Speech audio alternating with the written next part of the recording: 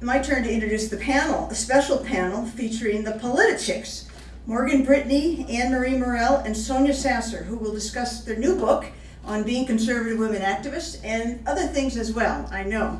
Let me give brief introductions to them. Morgan Brittany has been a film, stage, and television star since the age of 5 when she starred in 2 Alfred Hitchcock films. Which ones? The Birds and... Were you the little girl with the birdcage? I was I was in The Birds and in Marnie as well. Marnie, oh, those were great movies. Yeah, terrific. it was really something to be part of that history. Yes. Yeah. And then she later gained fame. For those of you who are young enough, old enough, and then the youngsters, you can watch the reruns. She was Catherine Wentworth on ABC TV's hit series Dallas. It was a great show, and everybody stayed home just to watch it. Did on Friday nights. See what would happen next. Friday nights. She also starred on Broadway, toured with Bob Hope and Gene Kelly, and can tell some of the greatest Hollywood stories you'll ever hear. True. Next. Mark is married to Anne-Marie Murrell, and thank you so much for coming such a long way. She's a 5th generation Texan who left home to pursue an acting career in Los Angeles. As an actress, she appeared in many films and television shows. These days, she appears on television to give news commentary on shows that include Fox and Friends, Hannity, and The Dr. Phil Show, among others. In 2014, Anne-Marie was a panelist also at the National Security Summit in Washington, D.C. And third, Sonya Sasser has been a writer for the PolitiChicks since 2012 and is now a national spokesperson. Her articles have covered many important policy issues, and she's conducted exclusive interviews with many leaders like Dr. Ben Carson, Oklahoma Congressman Jim Bridenstine, and many other distinguished subjects. She's been a guest speaker at the Bakersfield Business Conference, the South Carolina Guns Across America rally, and various conservative talk radio shows. And when we're done here, they're going to be selling and signing their wonderful new book right outside at a table. So please join me now in welcoming the PolitiChicks. Thank you. Okay, Anne-Marie, take it away. Okay. I'll throw it to her. We usually have somebody that moderates and kind of asks us question and answers, but we've been doing this together for so long now. We pretty much know what anyone would ask anyway, so we're just going to do it. Just go for it. Take over. How many of you are familiar with PolitiChicks? Anybody? Okay. Okay. PolitiChicks started as a web TV show. It was Victoria Jackson from Saturday Night Live and me and 2 other women. And it was a fun, kind of silly show. But then it kind of changed and started morphing and growing into something else. And when the show ended, I was asked to take over as editor and turn it into an actual website. And so I started gathering writers from across the United States. That's how I found Sonya. I started trolling Facebook, social media, to try to find people who were articulate, who could explain their conservative viewpoint succinctly without using all caps, without exclamation points. Cuss words. And cuss words. No, a couple of cuss words are pretty good. They make good. No, I'm just kidding. No cuss words. So I gathered this group of wonderful, strong women who really, many had never done anything politically. Many of them had never even written an article before. So we started building and growing and getting this big following on social media. And ultimately, we changed once again. Morgan and I bought the website, and now we go across the country. We've written one book before. It was called What Women Really Want, and now we have this other book that's a compilation of a lot of the articles from all these wonderful men and women writers we have across the United States. And so today, if any of you would like to write for me, send me an email, thepolitichicks@gmail.com. I'll give you my business card. I love to hear, especially millennial voices. What's the opposite of millennial? Geriatric voices? I like geriatric. Not senile millennials, but yeah, we need older, we need younger, we love to hear from every corner of this country, because what you do in your writing and you're speaking out is you're showing other people how to do the same thing, and they'll say, well, I know her, she's just like me, I can do what she does too, and we all should. There's not anyone in America right now, well, I'd rather the left stays quiet, but there's no one on our side who should ever be silent again, and we can't be afraid, and that's key. Let's talk about the media and how the media is owned by the left and how they are manipulating all the coverage and putting out the fake news. I've been in Hollywood since I was 5 years old, working as an actress, and I watched things in real time turn very liberal in Hollywood. When I started out in the 1950s, television was a whole different place. Movies were a whole different place. There was a love of family, a love of values. There were, religious beliefs that you weren't afraid to talk about in public. The liberals they had just been through, well, the communists really, had just been through the 1950s and the McCarthy trials and all of that. So they were undercover. They pretty much were not speaking out. As the 60s came along, they started to get their voice again. And they got their voice with a vengeance. And they started with subliminal messages in television shows and in feature films. Well, people started turning away from the feature films. They stopped going, and in the early 70s, box office had dropped off tremendously for films. And movie studios started selling off their back lots. They started selling their wardrobe departments because they weren't making any money. And television had a resurgence. They tried to push things in the 1960s on television, but people didn't buy it. Families still were staying at home. They still sat in front of the television every single night with their children. They wanted things that were acceptable for children to watch. But you had diversity in television in the 70s. You had shows that would appeal to conservatives. You could watch what you wanted to watch at family value shows, or if you were more on the liberal side, there was Archie Bunker, All in the Family, there was Maude, there were shows that would push the envelope, but there was something for everybody. Today, things have gotten to the point where our voices, the conservative voices in Hollywood and on television, are being stifled and they're being taken away. And the media is manipulating that in a big way. They're shutting down shows that will talk about religion. Look at Last Man Standing, that was just canceled. There was no reason for that show to be canceled. It was high rated, but the producers and the network did not like it. And there's a full-on war right now. And I think a lot of it is because Donald Trump is in office. There is a full-on war to shut us down. And that's one of the things with PolitiChicks that we need to fight back. We need to talk, and we need to talk loudly and say you are not taking away our right to speech. So maybe we can have a little bit of a conversation about where we go from there, but I'll let Sonya take over and talk about what you want to. Okay.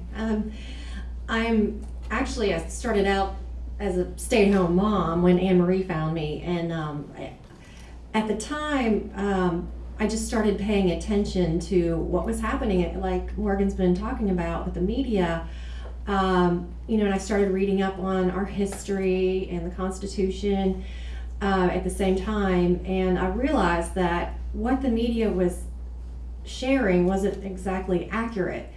And so I started using social media and started trying to start conversations with people about, our side and then explain this other side. And anyway, so that's how I met Anne Marie. But just seeing how over the past several years, we've seen, our government agencies being weaponized against Americans, the IRS, our regulations. My husband's a surgeon, and I can tell you with Obamacare, what the doctors are going through right now with the regulations. And if you're a small practice like my husband, there's 4 partners, it's run like a small business, and they have to deal with all these regulations, and they have to pay, they had to hire 2 new employees just to keep up with all the compliances and the regulations. So their overhead has gone up, but their income, the number of patients that they can see in a day, has gone down. So doctors are really struggling, and so we have experienced that firsthand. And the way that this affects the patients is, the doctors aren't able to see as many people in one day. Like, he's seeing half the number of patients pre-Obamacare.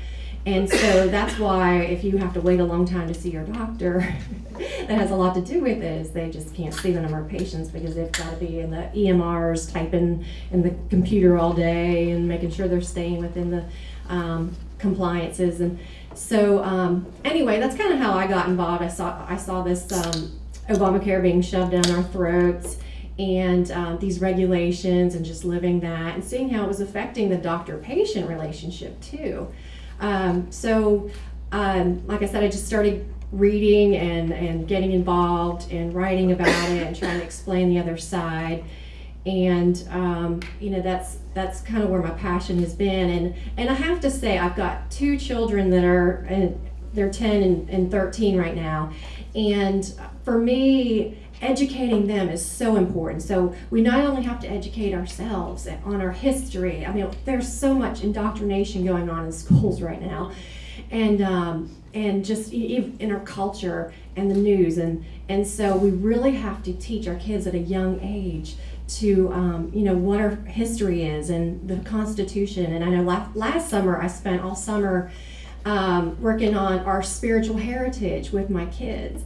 And so, we went through, the prayers that the founders said. We read quotes that they wrote to each other, and just learning the background of our Declaration of Independence and the Constitution, and how there was so much spiritual inspiration behind them. And so they get that foundation that they're not going to get anywhere else. So if you're a parent of young children, they might act like they're bored with it, but it's so important, and they do appreciate it, and they'll remember at some point, and you're planting those seeds in them, which is so important. So that's one of my recommendations for mothers, especially, or parents. I kind of want to talk to you about, because there's a lot of students here, a lot of young folks, some of the dangers that you may feel on your college campuses coming up. I mean, there's a lot of really angry people out there, and the thing is that if you think about them the way they really, there's kind of 3 different categories of these angry people. There's one group, they're angry, they have no idea why, but it's because the media told them to be mad, that they're supposed to hate Donald Trump because Donald Trump wants to kill women. So of course there's that. And then there are paid people. There are people that are coming to college campuses that are paid by people to protest and to be, the Antifa, or Antifa, however you say that, and Anti-FA, which is First Amendment. Actually, it's not against fascism, it's against our First Amendment. Don't make any mistake about that. And so how do you deal with this? How do you deal with these kind of people? Because they're basically, one group is like little children throwing temper tantrums. And y'all have seen kids throwing temper tantrums in the grocery stores, right? And you see, there are ways you can handle that. You can see a parent yanking up a child till they have bruises on their arms. That's violence using violence. That's not going to help that child. That's not going to teach that child a lesson. If you've ever seen a parent really handle a temper tantrum well, that's the way you can handle that first group. The one of your friends that are angry and they don't know why. Because most kids throwing temper tantrums, they're mad that they're mad because they didn't get candy, but then they're mad just they don't have any, they're just out of control, angry. You can calm them down. You can do this with your friends. It's not that hard. You ask them, first of all, why are you so mad? And make them, try to get your friends or anyone that you know, a family member, what are you so angry about? in particular, try to get them to talk, because when you see a mom with a toddler, that they're able to use a lower voice and they're able to talk to the child in a calm way and try to get them to explain what they're mad about. Now, some of them are out of control. The anti-First Amendment people are crazy. They're out of control. You can't help them. I would lock them in a cage. I would do that. Well, maybe I would. I don't know. But the people that you can help, your friends that are confused, that don't know why they're angry, that will tell you something that you know is wrong, ask them. Don't just say, well, I know you're wrong, this is what it is. Approach it in a way, I understand that you heard this somewhere, but would you listen to my side? Would you hear another version of this? And once I tell you, please don't just believe me. Go look it up. Don't go to CNN. Don't go to anyone other than kind of Drudge and PolitiChicks and Fox News or whatever. Go to them. But just try to get them to look it up yourself. Tell them the truth, and then say, don't trust, go look it up yourself. Go find out on your own. That's when I used to be a Democrat, and my husband back there was always a Republican, and I was the temper tantrum child who didn't know. I was angry, I didn't know why. I voted for Bill Clinton twice. I campaigned for Jimmy Carter. Y'all are too young to know who that was, but yeah. Yeah, I know, right? So I married this Republican man who we would get into the biggest arguments, and he didn't know at the time. There was no way you could get me to change my mind about what I thought I believed, although I knew absolutely nothing about anything. He couldn't make me change. But when he got to a certain point where he was starting to make sense, instead of encouraging me to go look it up myself, which I wish he would have done, then I had to retaliate by saying, your shirt is really ugly. Your mother is so mean. You have to say something. You have to call them a name. You have to get them to leave you alone. Once I saw the light, it didn't work at all. It didn't work at all. When I finally saw the light, I became a voracious reader. I wanted to go back and I wanted to see if all those things he told me were true, and they were. So back then, I'm saying this a long way around the block, but what I highly recommend, don't try to tell your friends the truth. Tell them, this is something that I heard. Would you look this up and do a little research and just look it up? And they'll probably say no, but they will. They will go back and look, because they'll want to come back and prove you wrong, but they won't be able to. That was my point. there's so much. You have to arm yourself with the facts. That's what the conservatives, I think, have a one-up on a lot of people, is because they do their research and they do their homework. One of the most important things that we need to do is look at our history, look where we came from, know the Constitution, know what it means. That's enormously important. I'm a constitutionalist. I don't believe that the Constitution can be manipulated and twisted and made to believe, made to mean something that it's not. We are a place in the world that everybody wants to come to. People die trying to get here because they see us as this beacon of freedom. We're losing those freedoms on a daily basis. We really are. And the problem is that nobody is looking back at history and what has happened. When they start to have safe spaces on campuses where you can go to speak and you can't say anything anywhere else, that's a slippery slope. That is somewhere you don't want to go, because no matter what, I always say to radical people who disagree with me, continue speaking. I want to hear your point of view. Please talk, because I don't want to shut them down. They have every right to say what they want to say, just as we do. But we're finding that they don't want to hear from us. They don't want to hear what we have to say. To them, we are dangerous, and we're not. But if this continues to happen, And we do back away, and we are called names like racist, homophobe, bigot every time we open our mouth. What is that going to do? How many of you in this room have read George Orwell's 1984? A lot of you. So you know what I'm talking about. That was fiction. Well, we're living that fiction today, where we are getting to a point where we're not able to say what we believe. I tell a story that when I was in Hollywood, a big manager wanted to represent me, and I was wearing a cross necklace, and he told me I'd have to lose that if I worked with him. And I didn't do it. But that's the slope. He said, you cannot talk about religion, you can't dare say anything about God. And this was a long time ago, and I thought, wow, this is pretty dangerous stuff. I mean, if we can't even talk about what we believe in. But it's gotten so bad now that it's beginning to really scare me. And that's why Anne-Marie and Sonya and I have gotten together, and we speak to groups of people and say, do not be afraid. Do not be afraid to Unless speak they have up. a weapon. Hopefully they won't. But don't be afraid. And like Anne-Marie said, tell them to look it up themselves. Look at the history of the past. Look and see what this led to. And they will. If they're concerned enough, and like Anne-Marie said, a lot of them won't. They have blinders on and they don't want to see anything but what they believe in.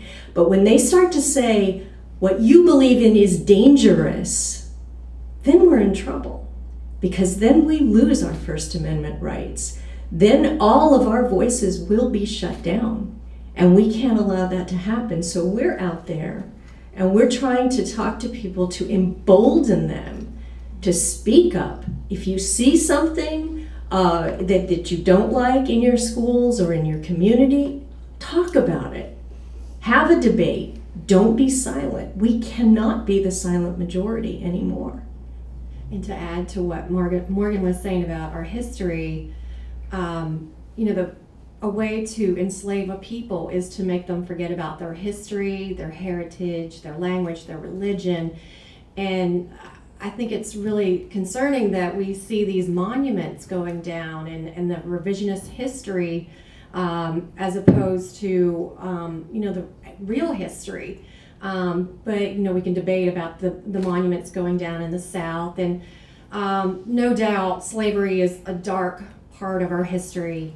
But if we lose that, if we forget about it, history tends to repeat itself. But it's there for a reason, and so we have to make sure we're teaching, and letting people know our history, and so that I think that's another scary thing. Yeah, because as the well. good and the bad. You have to the see good, bad, both and the ugly. sides, the good and the bad.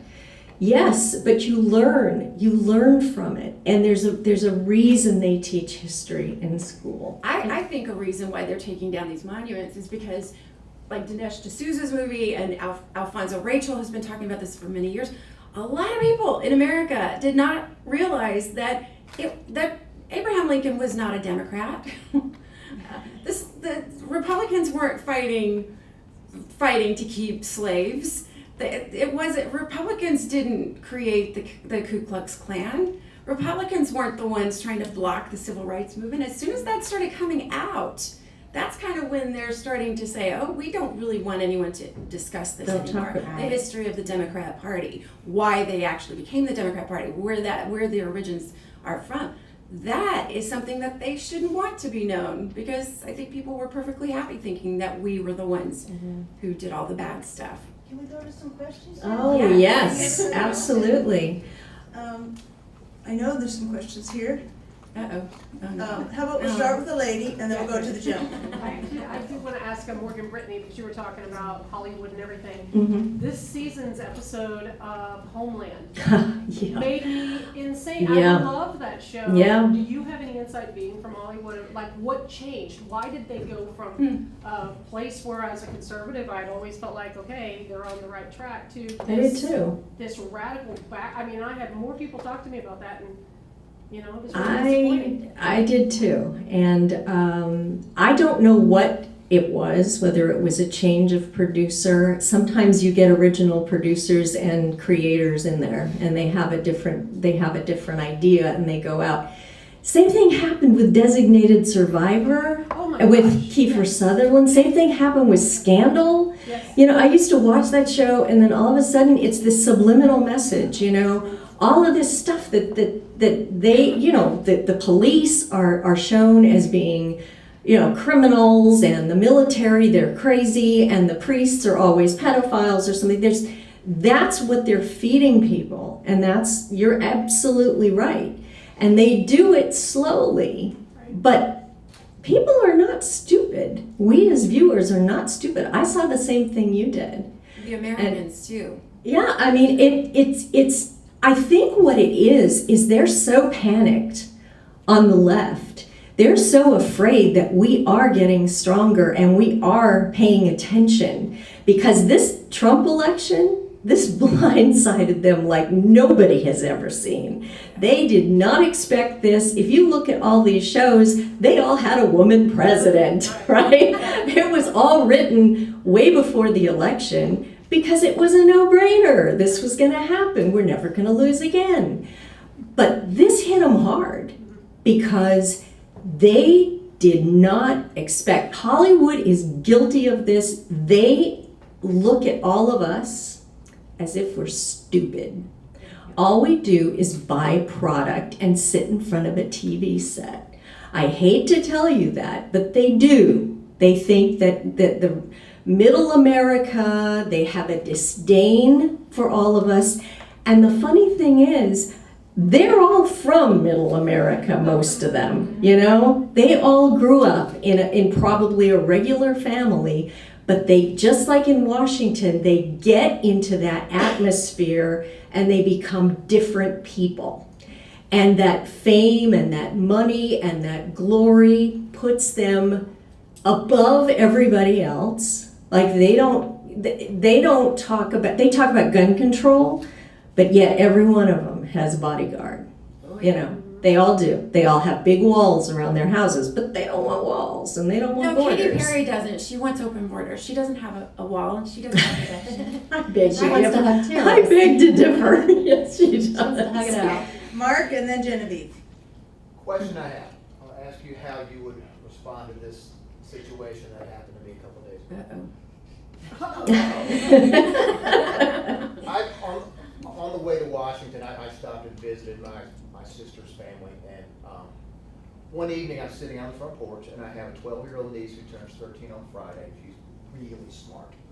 And we're talking about every subject in the world, and it went from Vikings to Norway to Iceland, and all of a sudden she pops out and says, my teacher tells me the best 3 places to live in the world are Sweden, Finland, and Denmark, because they have the best government. And my jaw just dropped. I just thought, we weren't even talking about politics or government. We're talking about Vikings. Yeah. And so, how would you respond to that? Do you know which one is it that has free school? Sweden.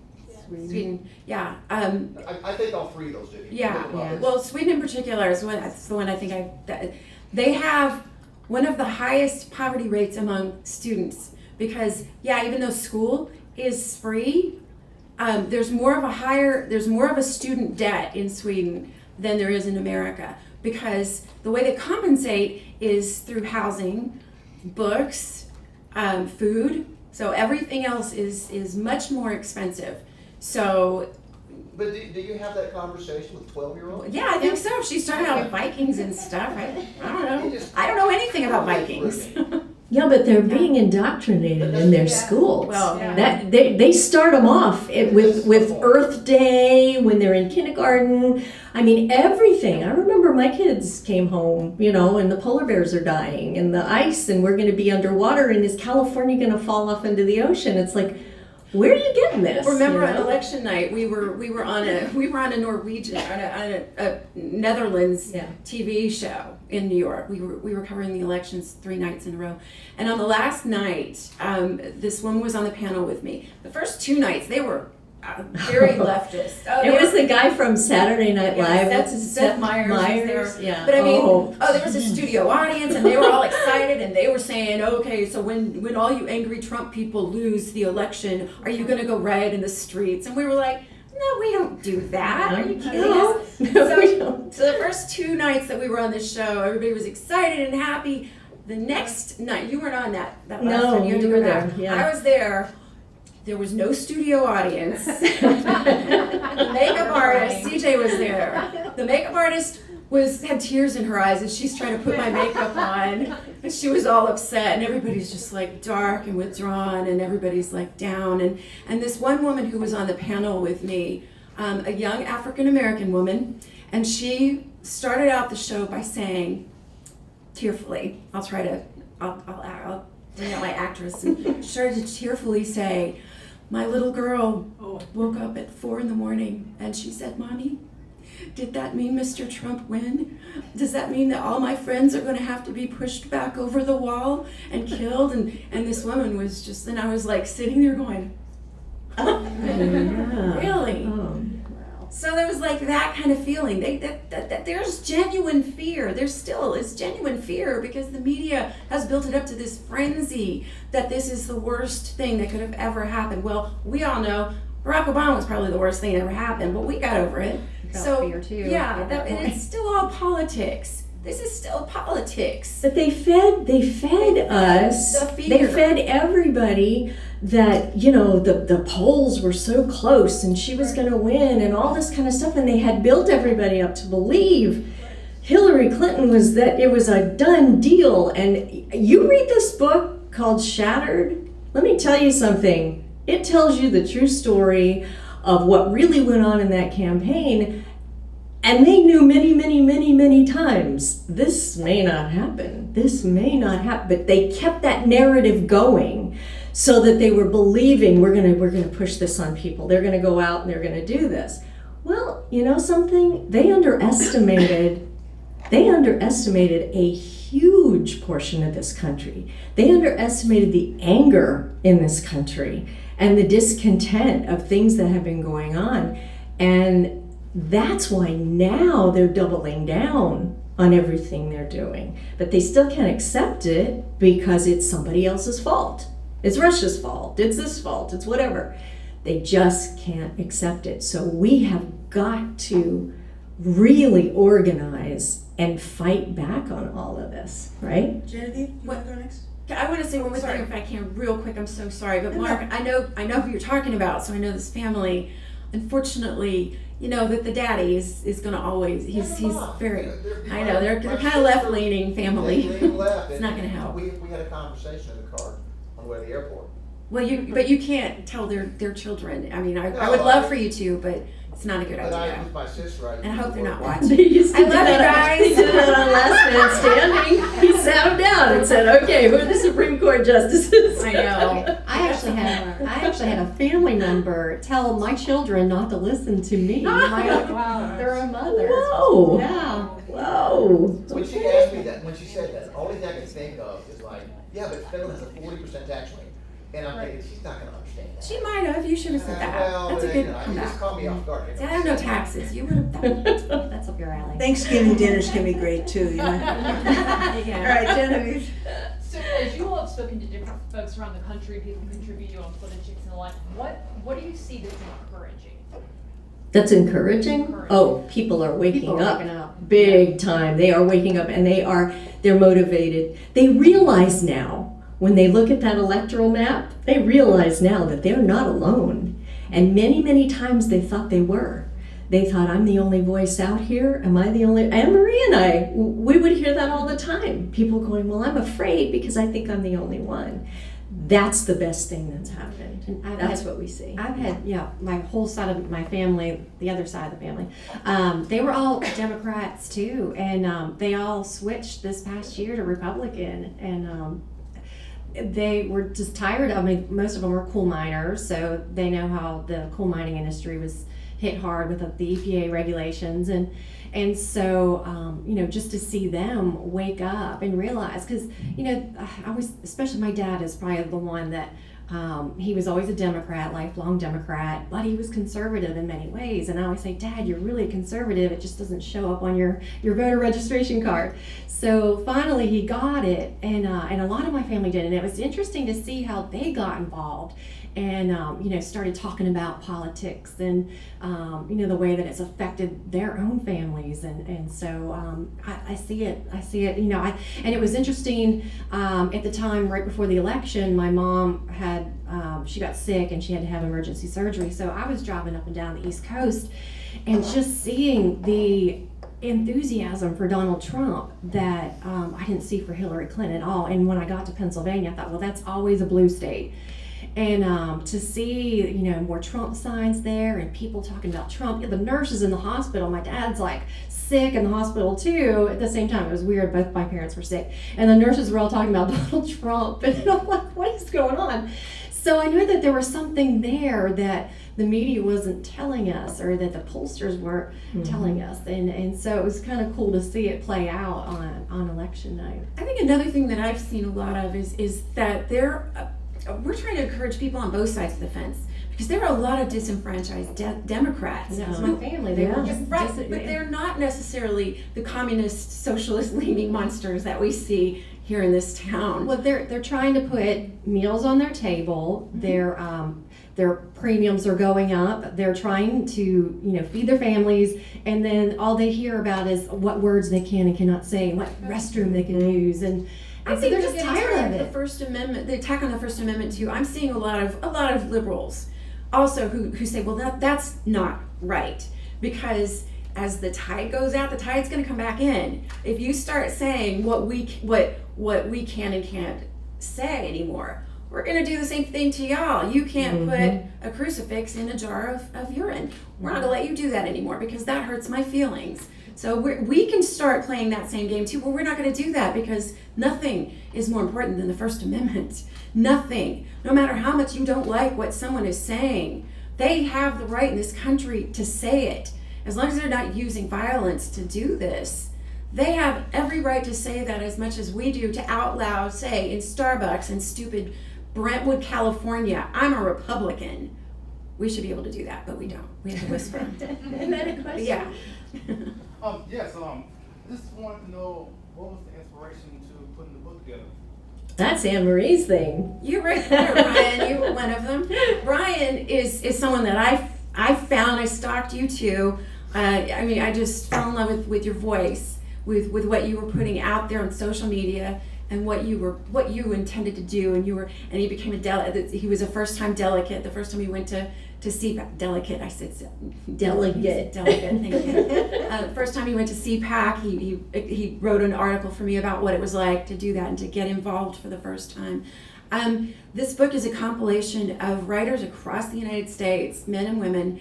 There's two people. One person I like to talk about in particular, Julia C. from Oklahoma. She and a handful of moms in Oklahoma realized what Common Core was doing to their school system and to the education system. And so they took on the Oklahoma government by themselves. And they went up there, they gathered, the group got bigger and bigger and bigger, but it started out with just a handful, like 4 or 5 women. And they took it on, they got rid of it. It's back, it's under another name now, but they got rid of it. And that showed the power of what just a few people can do.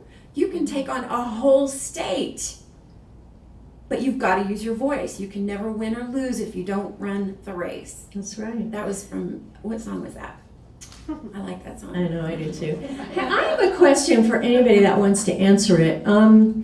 What do you all think about the state of our judicial system? For instance, do you feel that there's one set of laws for certain people and one set of laws for the rest of us? Do you guys feel that way? That you see that it's happening in our justice system, that it isn't straight out honest anymore? Because I'm watching it unfold, and I'm thinking, this is not right. You look at people who are committing horrible things, and they get a slap on the wrist, or they walk away, or if they have enough money or a good lawyer. And does anybody have any thoughts? Yeah.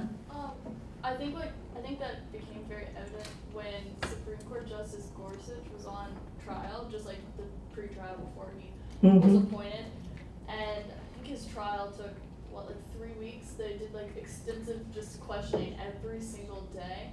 And you saw the other liberals who were questioning him, they were so desperate to find something bad about him. They talked about one of his cases he argued like 15 years ago, and he was arguing about like a truck on the side of the road.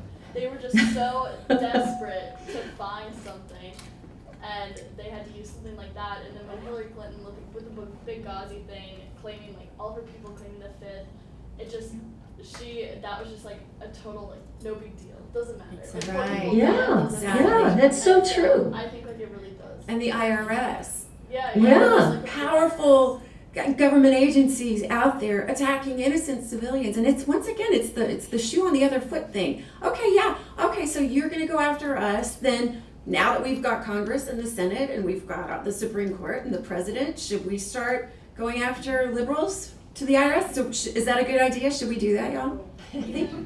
No, we wouldn't do that because we know it's wrong. We don't use things like that as a weapon to hurt people, but they do. Hopefully people start seeing that. And within the Supreme Court, you see which cases appeal, and a lot of the majority of the cases that appeal out to the Supreme Court, you actually you can do research. You can tell that it's more it leans towards the liberals, so they get more. Is that the direction you're headed in your career? I'd really like to be a lawyer.